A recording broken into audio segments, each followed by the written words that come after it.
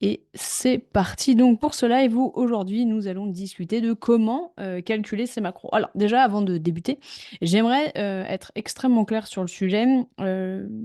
Calculer ces macros et donc peser ces aliments n'est pas une solution pérenne, n'est pas une fin en soi. Ça peut être un moyen de pouvoir checker ce qu'on est en train de faire à l'heure actuelle et de nous assurer qu'on n'est pas trop loin de ses objectifs, mais ce n'est absolument pas une fin en soi. L'objectif n'est pas de peser toute sa vie ses aliments, mais d'être comme un scientifique. Vous allez voir qu'on va en parler pas mal dans ce live. D'être comme un scientifique et de nous assurer qu'on a les bonnes quantités de ce qu'on. Enfin, en fait, on valide ce qu'on fait au quotidien. Donc, plusieurs fois dans l'année, on peut se mettre à peser nos aliments pour être sûr que, ben, à l'œil, on fait les bonnes choses. Mais la pesée en elle-même n'est absolument pas une finalité en soi. Et à mon sens, ce n'est pas non plus une solution pérenne pour garder une certaine forme de vie sociale. Donc c'est à faire, sur un certain, axe temporel, mais pas du tout à garder sur le long terme. Je suis en train d'admettre les derniers arrivants et après on va pouvoir débuter. Parfait. Bienvenue à celles et ceux qui nous rejoignent là maintenant. Donc l'objectif de ce live, c'est donc de, vous donner absolument toutes les clés pour que vous puissiez, calculer vos macros. Il faut savoir qu'il y a beaucoup de calculateurs en ligne et il y a beaucoup donc de différences entre, certains calculateurs et d'autres. Pour la simple et bonne raison que quand on calcule ses macros, ça reste une estimation plus ou moins proche de la réalité, ça, en fait, on va le savoir que quand on va tester. Donc, vraiment aujourd'hui, ce que je veux, c'est que vous mettiez tous et toutes votre, vos lunettes de scientifique et vos cheveux ébouriffés de scientifique pour que justement oui, c'est comme ça à quoi ressemble le scientifique de ma thèse. Comme ça, vraiment, on va être, des personnes qui, prenons toutes ces données avec des pincettes, d'accord? Ce sont des calculs qui restent, des estimations, qui sont des estimations et qui ne représentent pas forcément une vérité vraie. Il faut donc venir tester et être à l'écoute de ces différents facteurs. Donc, ça veut dire la faim, la fatigue, les fringales, les performances, l'énergie, la libido, pour arriver justement à se dire, OK, là, je suis peut-être trop bas en calories, là, je suis trop haut en calories, à voir, et faire aussi un bilan toutes les semaines. On part du principe que quand on commence la technique de la pesée, ou en tout cas commencer à calculer ses macros, quand je dis macros, c'est des macronutriments, hein. On est dans protéines, lipides et glucides, les 3 macronutriments. Donc quand on va venir calculer ces macros, il va falloir, aussi s'assurer qu'on fait un bilan à minima toutes les 2 semaines. Donc on se laisse 2 semaines de fenêtre pour tester et toutes les 2 semaines voir, comment le corps réagit. Alors moi, si j'avais un conseil à vous donner, c'est ce que je fais personnellement, je fais un bilan toutes les semaines, mais j'essaie de lisser les bilans sur 2 semaines pour voir un petit peu quelles sont les données, si c'est à la hausse, si c'est à la baisse, si je dois gérer, OK? Et si je dois réadapter. OK, allez, c'est parti, on démarre avec donc toutes les données. Hop. Donc je vous ai, récapitulé pour ce live 3 stratégies. L'objectif était que je vous donne un maximum d'outils que vous puissiez utiliser. Donc il y a 2 techniques différentes que je vais vous présenter à l'heure actuelle. Donc première re technique. On va voir ensemble. Alors, comment déjà commencer? Donc déjà, vous prenez un papier et un crayon. Si vous regardez ce live en direct ou en replay, peu importe, ou même en podcast, vous alors en podcast, j'ai beaucoup de gens qui écoutent des podcasts dans la voiture, donc arrêtez pas tout. Mais mais quand vous, vous pourrez le réécouter à un endroit stratégique, vous prenez papier et crayon, ça va vous aider. En sachant que bien sûr, le récap sera disponible sur le groupe, Facebook qui vous permettra aussi d'avoir un support visuel et de pouvoir vous orienter. Donc là-dessus, n'hésitez pas. Mais bon, pour celles et ceux qui nous écoutent et qui nous regardent, papier, crayon, c'est parti. Donc dans la première technique, ce qu'il va falloir faire, première étape, c'est, de, déterminer notre facteur d'activité. Notre facteur d'activité représente l'activité physique, mais pas seulement le sport, mais l'activité qu'on va avoir au travail, l'activité qu'on va avoir au quotidien. Donc ça veut dire sport plus, le travail. Donc, le facteur d'activité physique, il va de 3 en 3. En fait, on a donc on va y aller visuel parce que c'est pas toujours facile. On va y aller pas à pas et vous hésitez pas dans le chat, pour celles et ceux qui sont dans le chat, à me dire si vous suivez ou pas. Si vous êtes perdu, vous levez la main, vous posez des questions, il y a aucun souci, moi je suis là pour vous répondre. Donc les facteurs d'activité, on part de 12, 13, 14, on part du principe qu'on est dans les sédentaires. 12, 13, 14, on est dans les sédentaires. Ensuite, on passe de 15, 16, 17, on va être dans, les modérés. Alors sédentaire, c'était travail assis avec du sport 2 à 3 fois par semaine. Pour les modérés, on est sur du travail encore assis, mais avec une fréquence de sport un peu plus importante avec à 4 à 5 fois par semaine. Et après, on prend 18, 19, 20 pour des personnes qui sont actives avec un travail debout et du sport plus de 4 à 5 fois par semaine. OK? Donc pourquoi on a à chaque fois 3 facteurs d'activité? Donc je récapitule, dans sédentaire, on a 12, 13, 14, dans modéré, on a 15, 16, 17 et dans actif, on a, 18, 19, 20. Alors pourquoi on a 3 facteurs? Bah, pour simplement, si jamais on voit que, quand on teste nos macronutriments, on est, un peu juste, et ben, on peut varier, d'accord? Si on a par exemple, on est sédentaire et qu'on a pris un facteur à 12 et que c'est pas suffisant par rapport à notre dépense et qu'on voit bien que c'est pas adapté, bah, on va pouvoir choisir 13. Et inversement, si on a pris 14 et qu'on voit que c'est pas adapté, c'est trop, on va pouvoir choisir 13. Ça nous permet d'avoir une marge de latitude. Mais déjà, prenez-en un pour tester et pour chiffrer. Donc là, je vais vous donner un exemple que vous puissiez comprendre. Une secrétaire médicale, d'accord, qui est donc assise toute la journée, qui s'entraîne 3 fois par semaine dans une salle de CrossFit à côté du travail, elle a un facteur de, 13. Donc elle est plutôt sédentaire, on a tapé au milieu pour voir comment on va pouvoir calculer. OK, donc ça c'est le facteur d'activité, c'était votre étape 1. Étape 2, on va convertir son poids en pounds, en LBS. Pourquoi? Parce que c'est beaucoup plus facile de faire comme ça et que, ça nous permet de pouvoir le faire. En fait, il faut savoir que tout ça, ça vient des États-Unis, que c'est eux les pionniers de l'histoire, donc ils se sont dit: «On va les mettre en pounds». Donc, on prend son poids en kilos qu'on va multiplier par 2,205. Vous pouvez sortir votre calculette, votre poids en kilos fois et c'est votre poids normal, hein, c'est pas genre masse sèche ou quelque chose, c'est votre poids, d'accord? Le poids que vous faites à l'heure actuelle et vous le multipliez pardon, par 2,205. Ça va vous donner donc votre poids en pounds. Par exemple, un athlète de 80 kilos, ça lui donne 176 pounds. OK? OK, donc première étape, on a fait notre niveau d'activité, enfin le facteur de niveau d'activité. Deuxième étape, on a converti son poids en pounds. Étape 3 donc, on va multiplier notre poids en pounds par notre facteur d'activité. OK? Donc le poids en pounds que vous venez de trouver par le facteur d'activité que vous avez choisi. Ça va nous donner en fait nos besoins caloriques de maintenance. Donc l'infirmière de 67 kilos avec un facteur de 17, d'accord? Donc on fait 67 fois, donc 67 kilos fois 2,205 qui donc arrive en pounds. Pour l'instant, en termes de mathématiques, c'est pas hyper compliqué fois 17 qui était notre facteur, enfin le facteur qu'on a choisi, on est à 2 516 calories par jour. D'accord? Donc au vu de son activité physique à cette personne et de sa dépense quotidienne, on estime qu'elle a besoin de 2 516 calories pour maintenir son poids et son énergie. OK? Donc ça, c'est l'étape 3 sur laquelle, bah, on va savoir quel est le besoin calorique quotidien. Étape 4, on va définir notre objectif, d'accord? Puisque notre objectif n'était pas pris en compte jusqu'à maintenant dans notre, estimation de besoins caloriques. Donc on va prendre notre objectif. Donc soit on est sur de la prise de masse musculaire et dans ces cas-là, il y a un facteur d'objectif de 10 ou 15 supplémentaires par rapport à nos besoins estimés précédemment. Soit on est sur une perte de masse graisseuse et dans ces cas-là, on est entre -10 et -15 par rapport, à l'objectif qu'on s'était fixé au-dessus. On a la performance athlétique, donc ça, c'est qu'on veut que notre nutrition soutienne notre activité physique sans particulièrement vouloir un changement de poids. Donc là, on est sur un facteur objectif de 0, on va être en maintenance. Et on veut ou alors, dernier objectif possible, on veut de la recomposition. La recomposition, c'est perdre de la masse graisseuse tout en construisant de la masse musculaire. Et dans ces cas-là, on va être sur un facteur d'objectif de -5 par rapport à nos besoins quotidiens. Est-ce que jusqu'à là, tout est clair? Je vous rassure, quand vous aurez le support, ça sera plus facile. Tout clair dans le meeting? Thumbs up? Vous pouvez lever des pouces. Ça me va bien. Comme ça, je suis sûre que vous suivez. N'hésitez pas, si vous avez des questions, si vous vous sentez perdu, vous n'hésitez pas à poser vos questions. OK? Super. Seb me dit thumbs up. Cool. Étape numéro 5, calculer son quota quotidien. Donc, on avait notre besoin calorique quotidien. On vient de rajouter notre objectif, savoir ce qu'on veut, d'accord? Et donc, on va calculer bah, le nouveau quota quotidien. Donc, on va prendre le métabolisme de base, c'est donc le calcul de nos calories par jour, d'accord? Et on va additionner ou soustraire, selon le cas de figure, le facteur d'objectif. Je m'explique. Donc, notre infirmière, avec son métabolisme de base de 2516 calories, souhaite perdre de la masse graisseuse progressivement et durablement. Donc, on va faire un facteur d'objectif de -10%. Donc, on prend ces 2516 calories, on enlève 10%, ce qui nous donne 2264 calories nécessaires par jour. Jusqu'à là, c'est très clair. Floriane nous pose une très très bonne question dans le Zoom.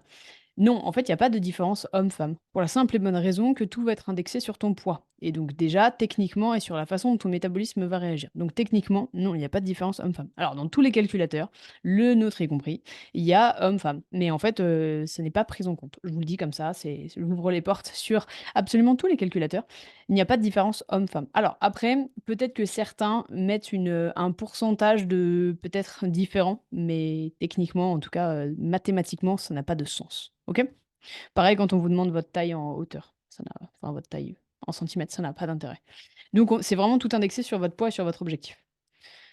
Une fois que donc on a, calculé son quota quotidien, donc on a pris donc le métabolisme de base en calories, qu'on a fait, le la soustraction ou, l'addition de notre objectif, donc on a notre nouvelle, calories par jour. Donc dans le cas de l'infirmière qu'on a pris un peu plus haut, on est sur 2 264 calories nécessaires par jour et c'est ça pour qu'elle perde de la masse graisseuse. OK? Ensuite, étape 6, on va calculer la répartition. Donc accrochez un petit peu vos ceintures, c'est peut-être le moment où ça devenait un petit peu plus compliqué. C'est pour ça que je vous incite demain, quand le post va sortir sur qui veut le récap, à lever la main. Vous verrez que ça va s'éclaircir.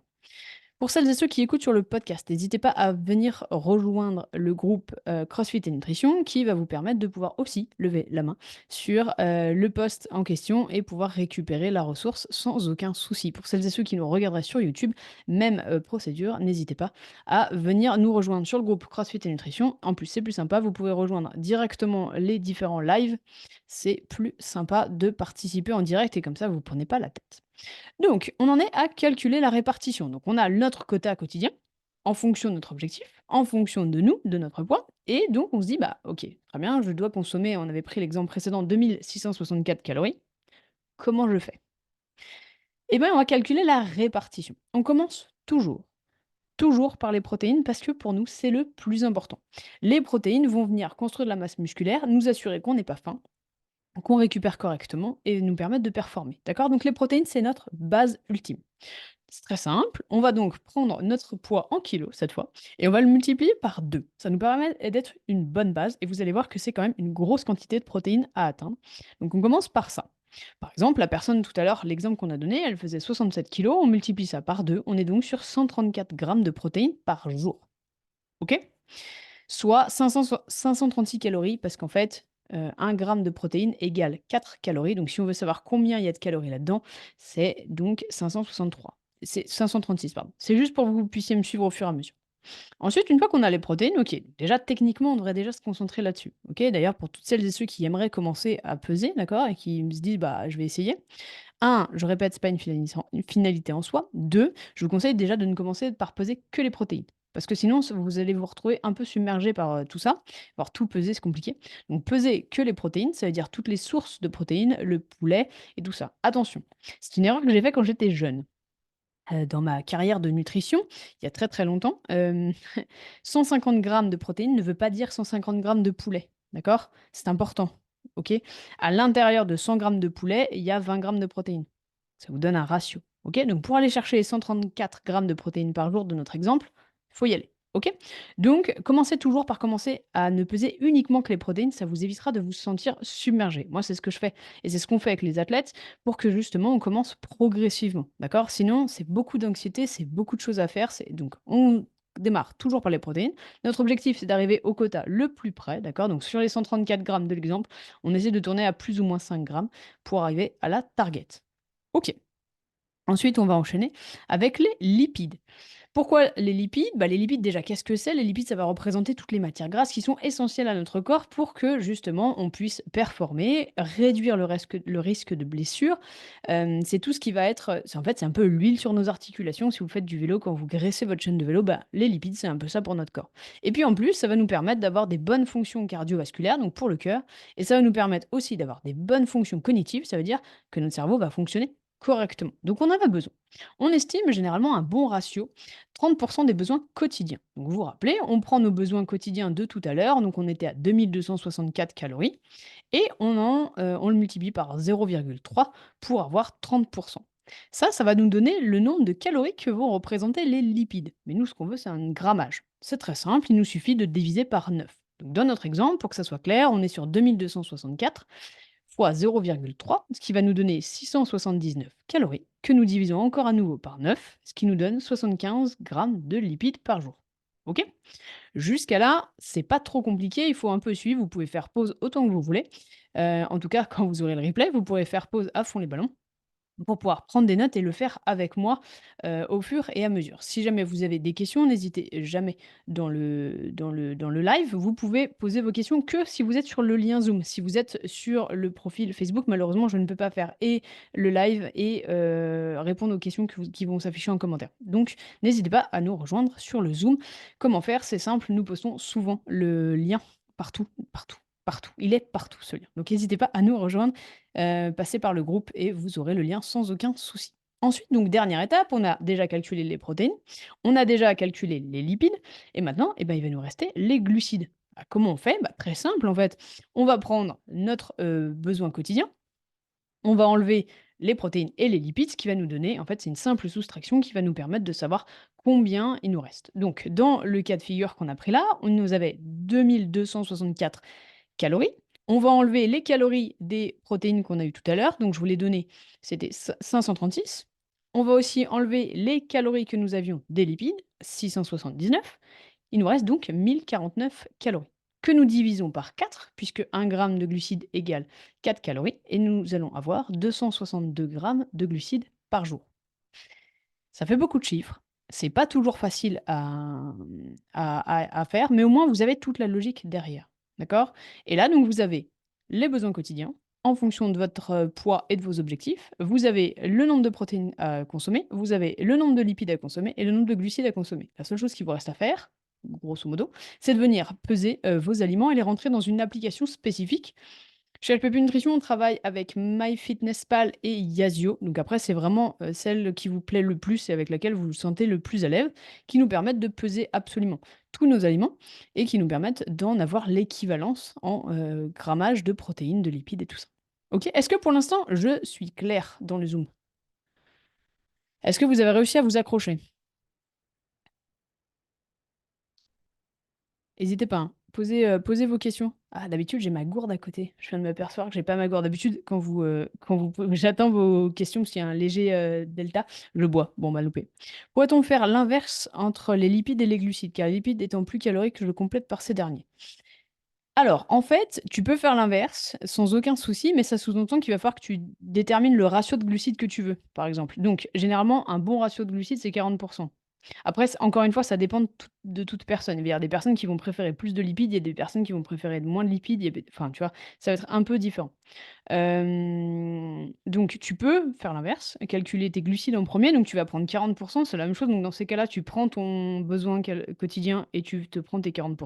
Et après tu fais la soustraction dans l'autre sens pour trouver tes lipides. Tu peux faire l'inverse sans aucun souci. Sans aucun souci. Après, attention, les lipides font souvent peur. D'accord? Parce qu'on entend matière grasse, ça fait grossir et tout. Encore une fois, aucun aliment n'a la possibilité de vous faire grossir à lui tout seul. D'accord? Aucune catégorie d'aliments n'a la possibilité de vous faire grossir tout seul. C'est l'apport calorique qui va être superflu par rapport à votre dépense, d'accord? C'est que vous allez manger plus que ce que vous allez brûler qui va vous faire grossir ou non. D'accord?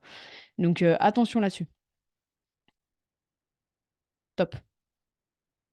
Est-ce que donc là, j'ai répondu à la question de Gwen. Est-ce que vous avez d'autres questions ou est-ce que c'est clair pour l'instant? Ma gourde me manque vachement pour le coup. N'hésitez pas, posez vos questions, d'accord? Après, on enchaîne sur la deuxième technique. OK. Top. Donc on part sur la deuxième technique. Donc encore une fois, attention, les macros enfin, le calcul des macros ne représente qu'une estimation et en fait, ça doit être validé ou non. Il faut qu'on mette nos, lunettes de scientifique pour savoir si en gros, effectivement, notre corps réagit comme on le souhaite ou pas. Donc en faisant, tout simplement un bilan, ça veut dire, se peser, oui, c'est une possibilité, mais ce n'est pas la possibilité la plus fiable parce que vous ne saurez pas. Imaginons que vous ayez pris 500 grammes, vous ne saurez pas si c'est du muscle ou de la graisse ou de l'eau, d'accord? Donc il va falloir avoir d'autres indicateurs. Donc outre la balance, vous allez pouvoir prendre vos mensurations, je vous le conseille, et prendre des photos aussi. On vit avec notre propre corps et on ne le voit pas forcément changer. C'est l'avantage d'avoir des photos qui nous permettent toutes les semaines de pouvoir les comparer aux semaines précédentes et pouvoir faire un avant-après, pour qu'on puisse, nous apercevoir de l'évolution de notre corps. OK? Ensuite, technique numéro 2. Donc la technique numéro 2, on est un peu sur le même principe. Notre, étape, 1, c'est de définir son, facteur d'objectif.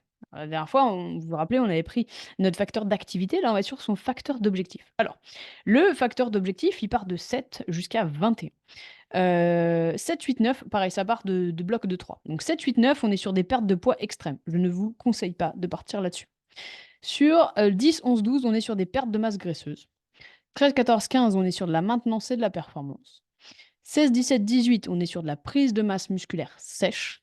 Et 19, 20, 21, on va être sur de la prise de masse extrême et que je ne vous conseille pas non plus. Encore une fois, c'est comme en politique, on essaye d'éviter les extrêmes. Donc on ne part pas sur de la perte de poids extrême et on ne part pas non plus sur de la prise de masse extrême. Pour la simple et bonne raison que ce ne sont pas des techniques durables qui vous apporteront une alimentation pérenne et vous ne serez pas bien dans vos baskets. Donc notre objectif, c'est que vous ayez des résultats, mais que vous les ayez sur le long terme et que ça ne soit pas la croix et la bannière.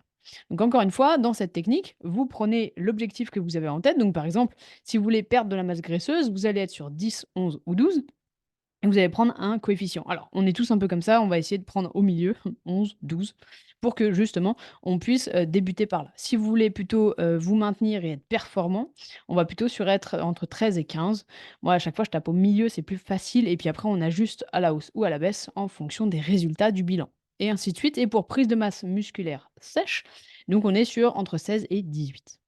Ok. On enchaîne, donc ça c'était la première étape. Deuxième étape, on repart sur convertir son poids en pounds. Alors là, vous l'aviez déjà, tout à l'heure on l'a fait. Vous prenez vos kilos que vous multipliez par 2,205, ce qui vous donne votre poids en pounds.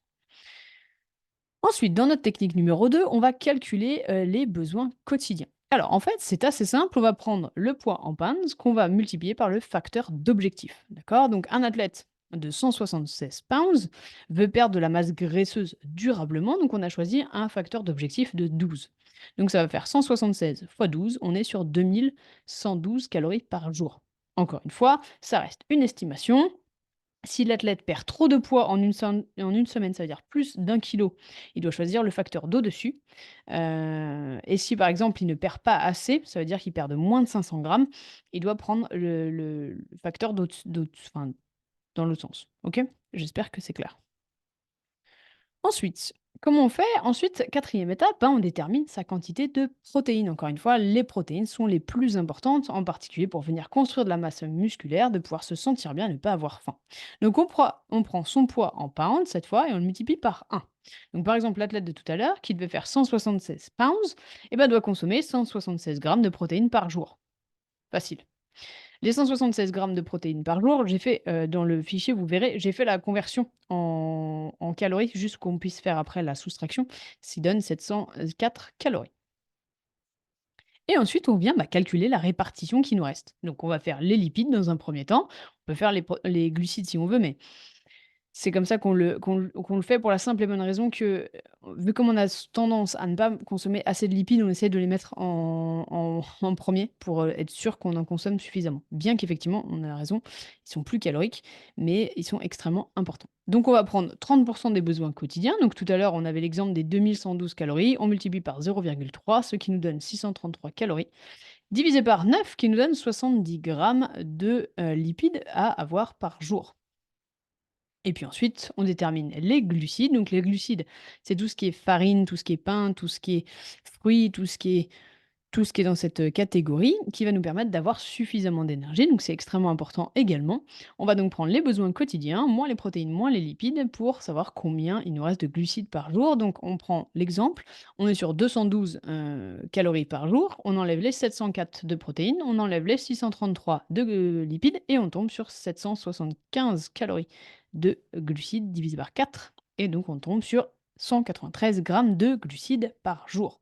Donc vous voyez que les 2 techniques sont assez similaires, en tout cas dans leur, organisation. On va toujours partir du poids de la personne et de l'objectif de la personne qui va permettre de créer une alimentation ou en tout cas créer, une estimation, calorique et de macronutriments personnalisée. Après encore une fois, ça ne reste que des estimations et il faut ensuite, s'interroger de savoir comment, 1, ça peut rentrer dans notre vie, 2, comment on se sent vis-à-vis de ça, comment notre corps se sent vis-à-vis de ça et justement, au fur et à mesure, adapté, d'accord? Encore une fois, la pesée n'est pas une solution, pérenne, n'est pas une solution sur le long terme. Après, la question des macros, c'est une question que j'ai souvent, donc autant que je vous épaule correctement sur comment calculer vos macros, mais je pense que c'est vraiment quelque chose qu'il faut faire sur le très court terme, juste pour checker, qu'à l'œil, on fait ça correctement, d'accord? Donc ce que je vous conseillerais de faire, c'est de peser pendant 2, 3, 1 mois grand maximum. Habituez votre œil, après ça peut être 2 mois pour celles et ceux qui commencent, mais pesez pendant une courte période, d'accord? Pour habituer votre œil,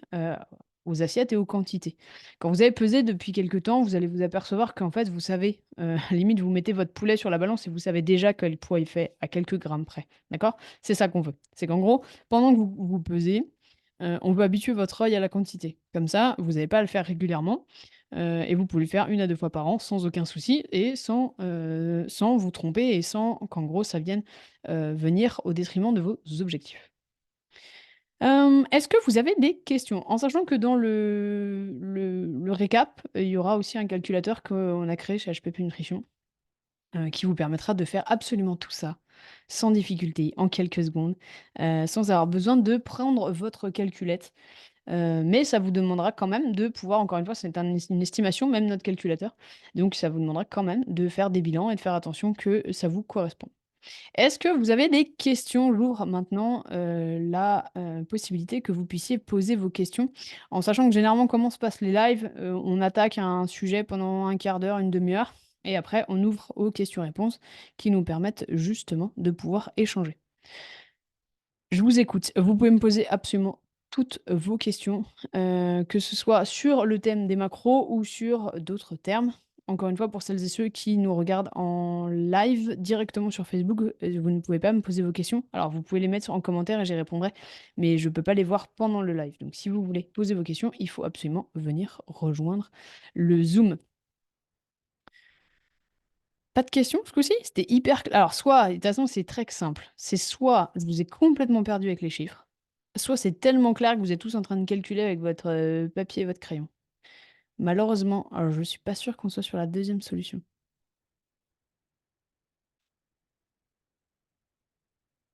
Pas de questions aujourd'hui? C'est l'euphorie des fêtes?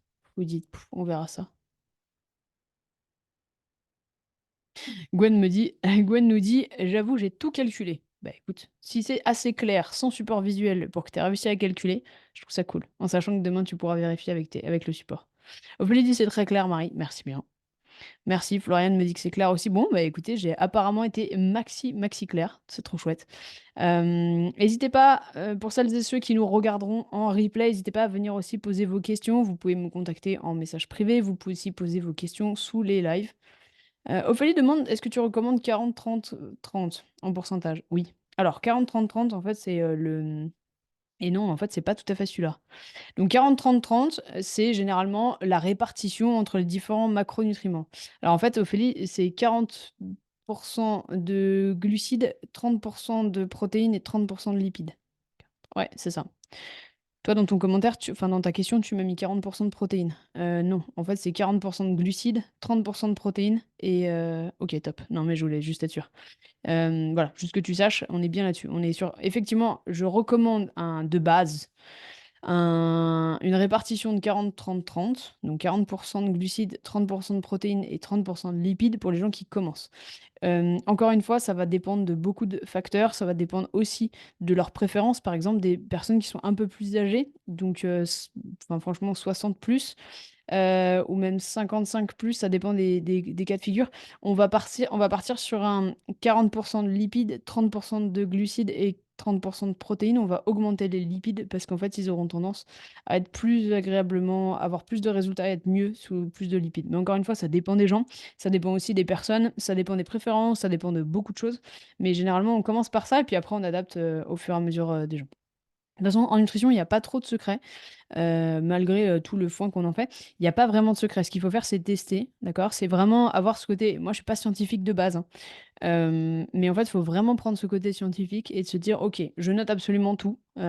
Soit vous faites, alors soit vous avez une appli qui vous permet de traquer tout ce qui est, bilan et tout, soit vous le faites, papier crayon, old school et ça vous permet de pouvoir justement suivre, vos progressions.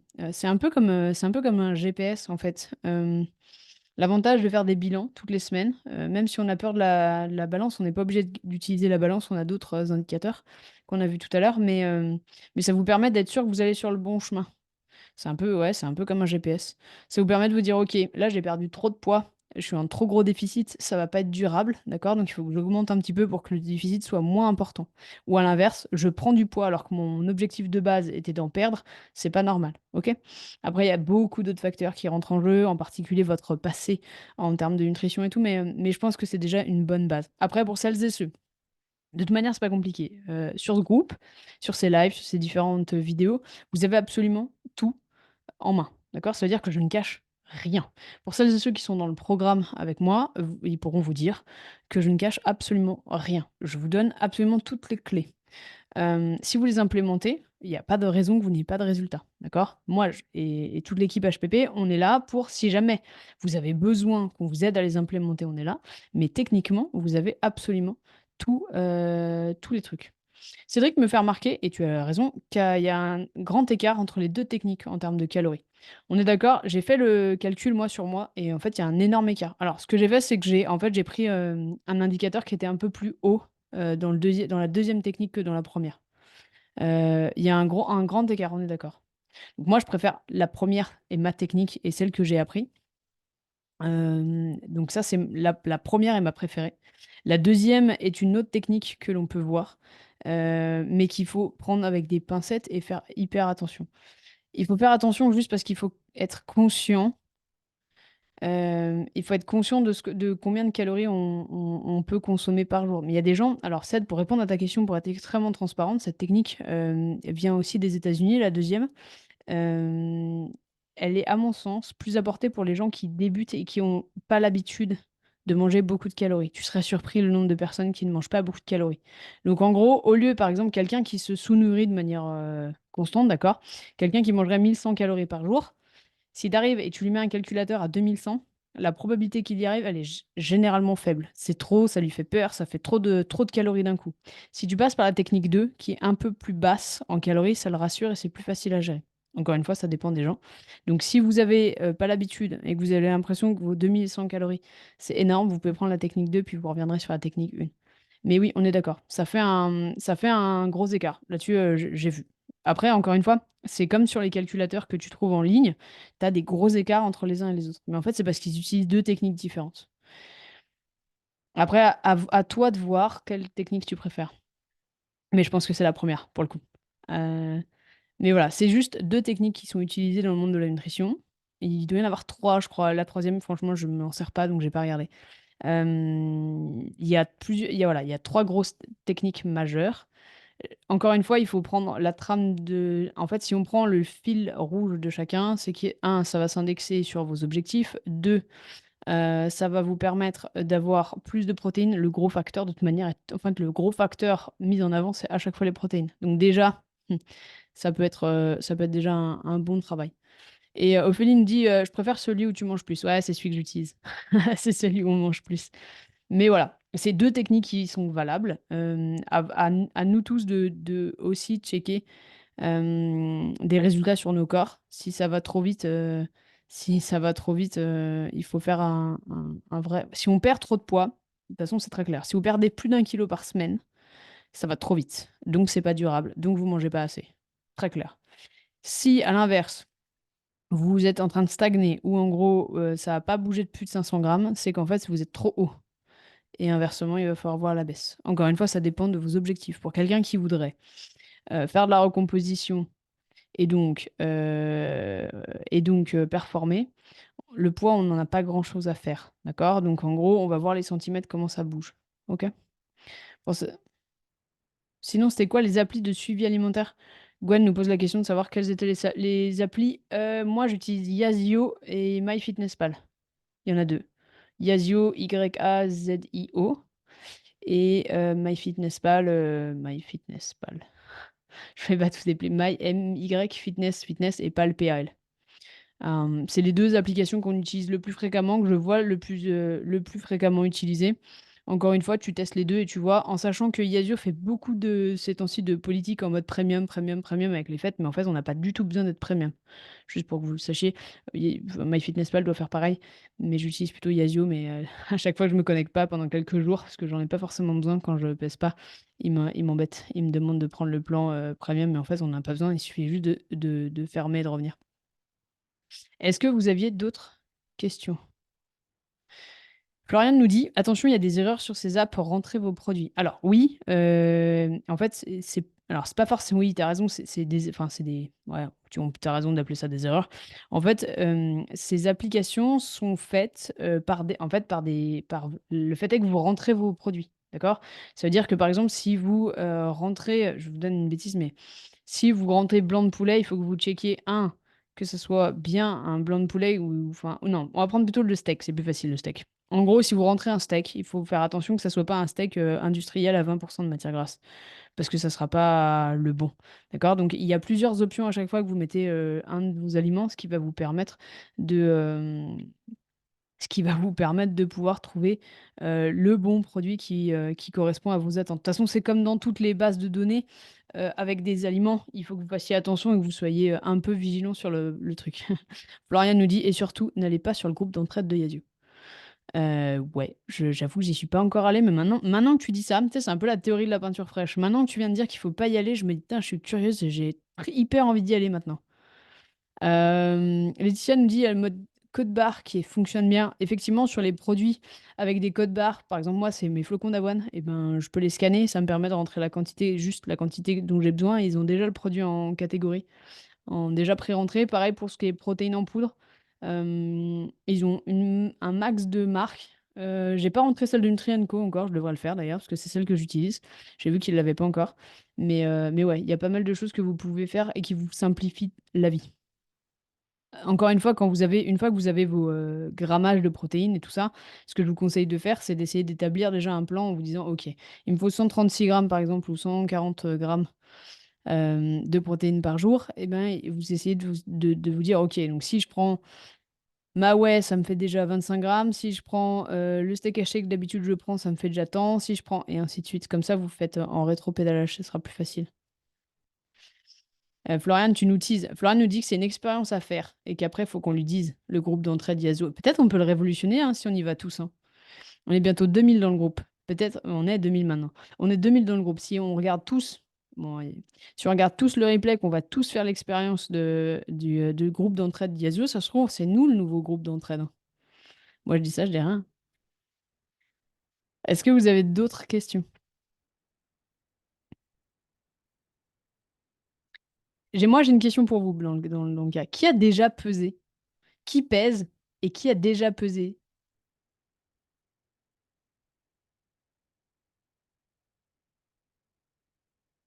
Ok, Laetitia, Florian, Cédric, Ophélie. Ouais, donc il y a quand même. Alors, il y en a certains que j'accompagne, de fait, je sais, et je suis contente que vous le fassiez accompagner et correctement. Gwen, jamais. Cool. Juste au visuel. C'est bien, Gwen. C'est une bonne. Alors, la technique visuelle, nous, on en est fan. Hein. C'est celle par laquelle tous nos athlètes commencent. Donc si elle te correspond, la technique visuelle, garde-la. Franchement, t'as pas forcément besoin de la technique de la pesée. La seule chose que je pourrais t'orienter, c'est de juste checker en termes de quantité de protéines pour être sûr que t'es pas trop basse. Pour la simple et bonne raison qu'en fait, c'est généralement là qu'on galère à en avoir suffisamment. Ok? Donc, check ça euh, pour que en gros tu sois sûr que tu sois bonne en quantité de protéines. Florian nous dit qu'elle a pesé pendant des mois, des mois et des mois. Ouais, c'est souvent le problème en fait, parce que t'es pas, enfin, parce que à une époque t'étais pas forcément accompagné par quelqu'un qui pouvait te dire, ok, là c'est bon, visuellement tu check et c'est bon en fait t'as habitué ton œil, t'en as plus besoin, d'accord? Encore une fois, la pesée doit être sur quelques semaines. Si tu commences peut-être 2 mois, si ça te rassure, tu peux faire plus, mais ça doit pas être une finalité. En fait, tu dois te forcer, tu dois te pas te forcer, mais si tu dois forcer ton œil à prendre l'habitude des grammages pour que, en gros, tu puisses arriver à t'en détacher. Ce qui permet aussi de garder une vie sociale. D'ailleurs, en parlant de vie sociale, puisque maintenant c'est moi qui pose les questions, qui a lu déjà le guide qu'on a créé là, et qu'on a mis en ligne sur les fêtes de fin d'année? Moi, Ophélie, t'es à fond de balle, j'adore. Vous êtes tous à fond. Tout le monde dit moi. Ok, super cool. Vous avez trouvé de la valeur ajoutée dedans? Ça vous aide? Pour celles et ceux qui l'ont lu? Vous avez des choses, des pistes, des réflexions où vous dites ah, c'est pas bête.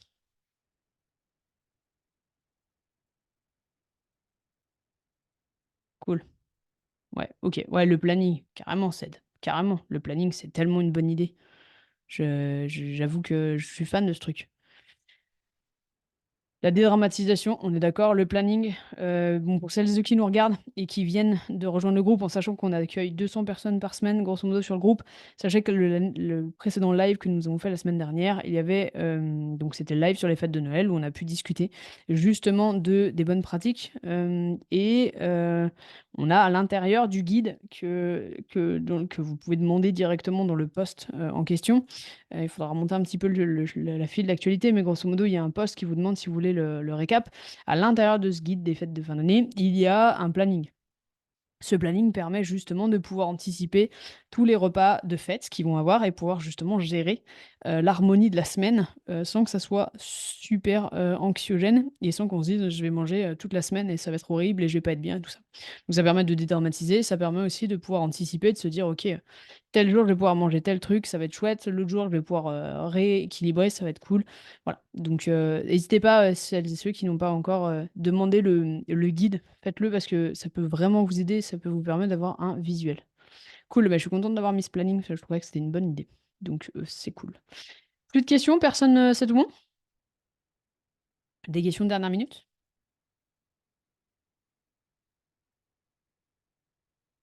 Non? Ok, top.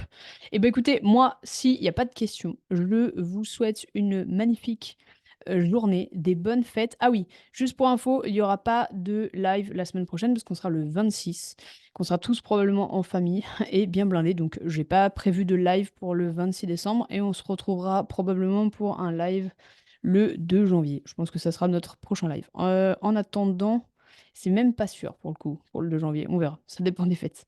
Vous serez de toute manière tous informés, tous et toutes. En tout cas, passez de bonnes fêtes, passez de bonnes vacances, reposez-vous bien, profitez et ben à très vite. À bientôt. Ciao.